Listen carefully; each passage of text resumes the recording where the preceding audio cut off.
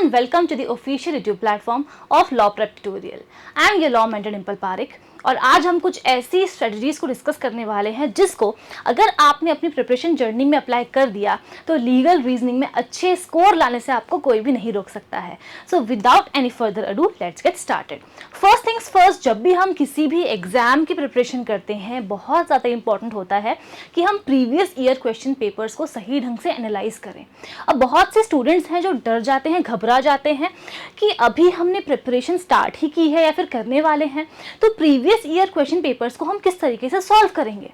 यहाँ आपको समझना है कि आखिर हमारा पर्पस क्या है, ऑब्जेक्टिव क्या है इनको सॉल्व करने का। आपसे यहाँ पर कोई भी एक्सपेक्ट नहीं कर रहा है कि आप प्रीवियस ईयर क्वेश्चन पेपर को सॉल्व करो और वहाँ पर आप 80 आउट ऑफ 120 स्कोर करो। आपसे कोई भी इस चीज़ को एक्सपेक्ट नहीं कर रहा है। पर्पस यहाँ पर यह है कि एग्जामिनर का माइंडसेट क्या है, एग्जामिनर किस तरीके से आपको क्वेश्चंस पूछ रहा है और वो क्या चाहता है कि किस डायरेक्शन में आप अपनी प्रिपरेशन को लेकर के जाएं। ये सब आपको तभी समझ में आएगा जब आप प्रीवियस ईयर क्वेश्चन पेपर्स को सॉल्व करेंगे। तो ये बात हमारे लिए बहुत ही ज़्यादा इंपॉर्टेंट है, इसको आप नोट डाउन कर लेना, बिल्कुल भी नहीं भूलना है। अगर अभी तक PYQs नहीं देखे हैं तो मैं अब आपको रिमाइंड कर रही हूँ कि अब आप एक बार ज़रूर से उनको देख लो। चाहे सॉल्व करने में आपको 6 to 7 आवर्स ही क्यों ना लग जाए उसको समझने में, बट कोई बात नहीं, इट्स ओके।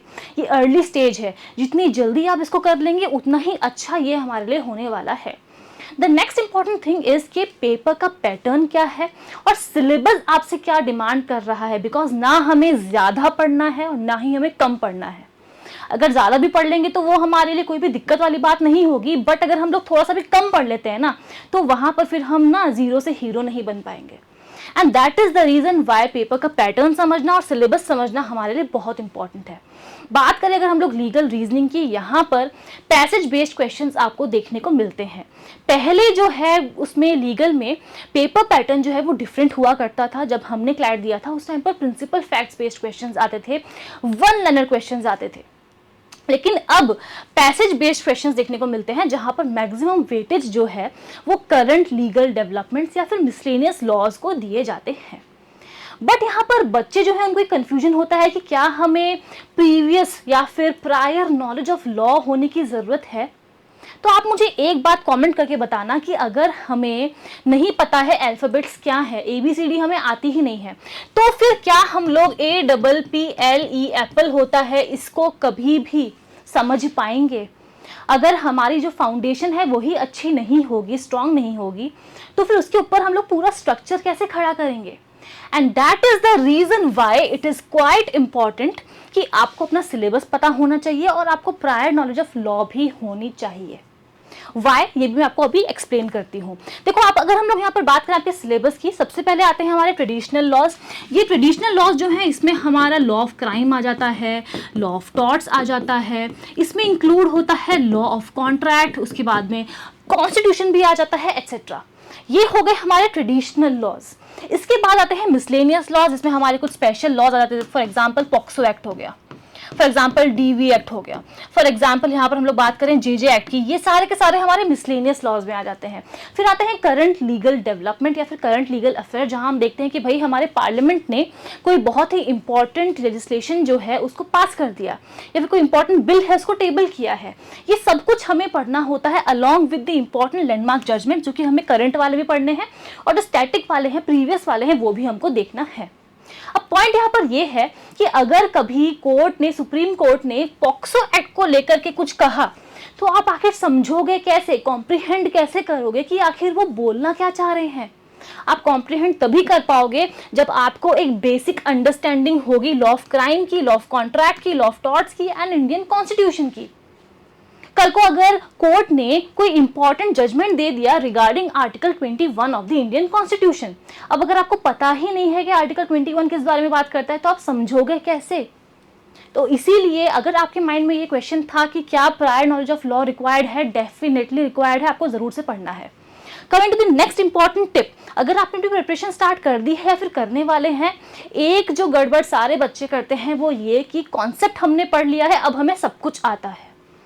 ये सब कुछ जो आता है वो आप डिसाइड नहीं करोगे, आपकी प्रैक्टिस डिसाइड करेगी। आपके जो मार्क्स आ रहे हैं वो डिसाइड करेंगे। तो कॉन्सेप्ट बिल्डिंग तो आप कर ही रहे हो, लेकिन कॉन्सेप्ट पढ़ने के बाद सेक्शनल प्रैक्टिस करना बहुत ज़्यादा ज़रूरी है। और ये मैं सिर्फ और सिर्फ लीगल के बारे में नहीं बता रही हूँ।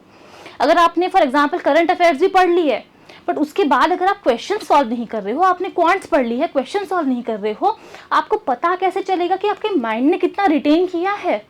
और अगर आप रिवीजन नहीं करोगे तो फिर और भी ज़्यादा गड़बड़ हो जाएगी। तो हमेशा ध्यान रखना, कुछ इंपॉर्टेंट स्टेप्स होते हैं पढ़ाई करने के। सबसे पहले आप कॉन्सेप्ट्स को क्लियर करोगे, सेक्शनल टेस्ट दोगे, प्रैक्टिस करोगे क्वेश्चंस को, और साथ में रिवीजन भी आपका चलते रहना चाहिए। ऐसा नहीं होना चाहिए कि भाई अभी तो जून चल रहा है, मैं नवंबर तक सब कुछ कंप्लीट कर लूँगा, नवंबर में जाके रिवीजन करूँगा। No, this is not how it works. तो आपको अपना एक प्रॉपर टाइम टेबल बनाना है और उसके अकॉर्डिंग आपको अपनी पढ़ाई करनी है। जब तक प्रैक्टिस नहीं करोगे, ट्रस्ट में कुछ नहीं होने वाला है। And the most important thing कि जब आप प्रैक्टिस करते हो ना, हमेशा ध्यान रखना, यहाँ मैं बात कर रही हूँ लीगल की, कि always stick to the principal.